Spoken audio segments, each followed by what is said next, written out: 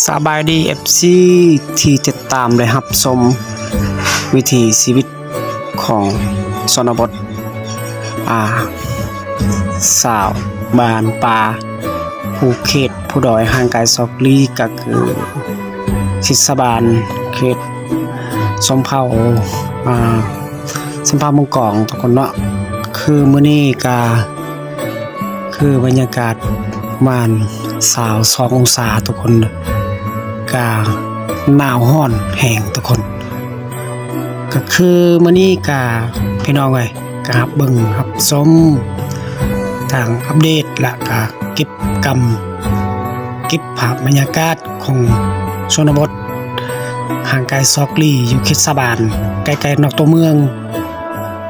ก็อย่าลืมรับชม FC หลายๆคนอยู่ทั้งไทยและทั้งลาวก็อย่าลืมที่ท่านผู้ชมไว้เนาะก็คือมื้อนี้ก็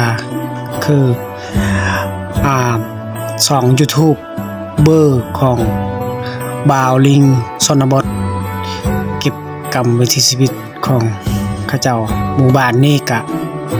ซ้ำนี้เนาะทุกคนก็มีเฮือนซ้ำนี้มีแสงไฟบ่แม่นแสงไฟดอกทุกคนอันนี้มันแม่นจานดาวเทียมของโทรทัศน์ล่ะก็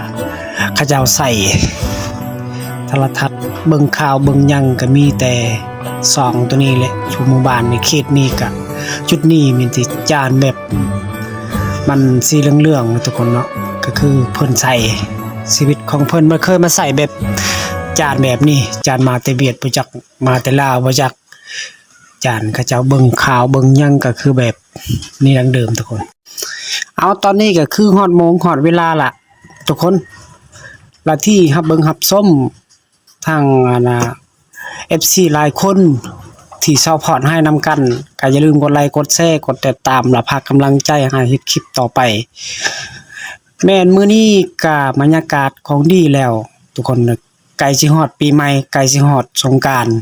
ใกล้สิฮอดเขาเจ้าป้อนบัตรจัดตั้งของสมาชิกใหม่เนาะแถวหมู่บ้านนี่ค่ะมื้อนี้วันที่10เดือนกุมภาเดือนหยังธันวาเดือนกุมภาทุกคนก็คืออัปเดตวิถีชีวิตของหมู่บ้านหลักชนบททางห่างไกลซอกลีหลายๆคนก็บ่ฮู้หมู่บ้านนี่อยู่แถวเขตใดเขตสะบานแถวใดหมู่บ้านนี้แม่นชนเผ่าใดหมู่บ้านนี้แม่นชนเผ่ามังกองชนบทคือบรูมังกองอยู่เขตสะบานใกล้ๆต่อเมืองประมาณ45หลักะ35กิโลเมตรเขาเจ้าก็บ่เคยแทกบ่เคยเบิ่งทุกคนเนาะก็คือมื้อนี้ว่าหลังจากวิถีชีวิตของเขาเจ้าเฮือนซ่านบ้านช่องเขาเจ้าก็แม่นแบบนี้ทุกคนแบบนี้ตอนนักมีหลักมีห้องวิทย์ถ่ายทุกคนเว้ยของหมู่บ้านนี่มันมีห้องวิทย์ถ่ายฤดูหนาวฤดูพ้นหลังจากฤดูพ้นก็เพิ่นก็มาถ่ายอยู่นี่สะดวกสบายทุกคนทุกๆเฮือนต้องมีหมดเฮือนประมาณ100หลังคาเฮือนทุกคนเลยก็นี่เฮือน100หลังคาเฮือนก็หลังจากเฮือนทุกคนต้องมีวิทย์ถ่ายก็บางทีก็เราก็ปูไม้พางไม้พางขอโทษปูเว้าภาษาลาวก็บ่ได้คล่องปานใดเนาะปูไม้พางนี่ห้องวิทย์ถ่ายเขาเจ้าเฮ็ดนี่แบบดั้งเดิมเห็นแบบดั้งเดิมทุกคนห้องวิทย์ถ่ายนี่ก็มีหมดสะดวกไปถ่ายแล้วก็ยามฤดูพ้นเขาเจ้าก็ไปถ่ายอยู่จุดนี้ละจุดห้องปิดถ่ายแล้วก็ห้องเขาเจ้าไปถ่ายแล้วก็ห้องเขาเจ้าไปสะดวกสบายทั้งครอบครัวญาติพี่น้องก็คือถ่ายอยู่มองจุดนี้ยามฤดูพ้นก็คือสบายพี่น้องเอ้ยอยู่แถวหมู่บ้านนี่ก็บ่เคยได้อัปเดตหากอัปเดตนี่ห ห้องวิทย์ทายพุ่นอยู่พุ่นก็วิทย์ทายหมดพุ่นอยู่จุดเฮือนตัวพุ่นปลาตัววิทย์ทายหลายบอลทุกคนเลย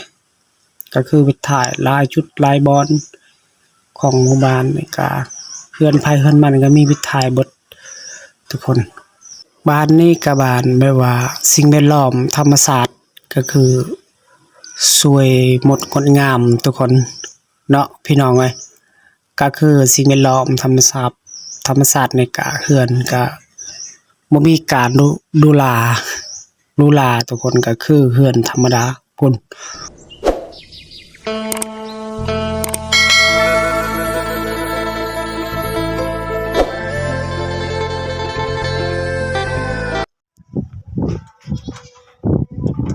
เอาตอนนี้ก็อยู่ชนบทคือเก่าทุกคนนะก็คืออยู่ที่เขตสะบานเนี่ยที่หมู่บ้านนี้ก็คือว่าหมู่บ้านลึกลักอยู่ทางแก้มป่าทุกคน FC หลายๆคนก็อย่าลืมกดไลค์กดแชร์กดติดตามพากกำลังใจให้เฮ็ดคลิปต่อไปทุกคนก็เบิ่งรับชมวิถีชีวิตของชนบทนี้ก็มื้อนี้ก็คือว่าอยู่ในชนบทของชมเผ่ามังกรทุกคนเลยไปมาเบิ่งรับชมทุกติดตามเอาสบายดีทุกท่านเนาะที่รับชมล่ะรับเบิ่งกะที่รับชมรับเบิ่ง FC หลายๆท่านก็คือรับเบิ่งรับชมวิถีชีวิตของหมู่บ้านมื้อนี้ก็คือกิจกรรมอัปเดตคือเก่าอยู่เขตสะบานเขตชนบทห่างไกลซอกลีกก็คือเขตนี้แม่นเขตชมเผ่ามังกรชนบทรูมังกรทุกคนก็คือมื้อนี้ก็คือกิจกรรมวิถีชีวิตคือเก่าคือเดิมทุกคนเนาะเอาสบายดีทุกท่านเนาะที่รับชมล่ะรับเบิ่งกะที่รับชมรับเบิ่ง FC หลายๆท่านก็คือรับเบิ่งรับชมวิถีชีวิตของหมู่บ้านมื้อนี้ก็คือกิจกรรมอัปเดตคือเก่าอยู่เขตสะบานเขตชนบทห่างไกลซอกลีกก็คือเขตนี้แม่นเขตชมเผ่ามังกรชนบทรูมังกรทุกคนก็คือมื้อนี้ก็คือกิจกรรมวิถีชีวิตคือเก่าคือเดิมทุกคนเนาะเอาก็ขอบคุณใจของ FC หลายๆคนผู้ติดตามและรับชมก็อย่าลืมกดไลค์กดแชร์ก็คือมื้อนี้ก็ขอขอบใจทางUFC ก็ทางฝั่งทางลาวทางไทยก็ขอก่อนอื่นก็ขอขอบใจมื้อนี้ก็คือกิจกรรมชีวิตของหมู่บ้านก็ซ้ำนี้แหละทุกคนเนาะมื้อหน้าสกบกันใหม่มื้อนี้ก็คือซ้ำนี้แหละให้เฮ็ดคลิปต่อหลายๆทุกคน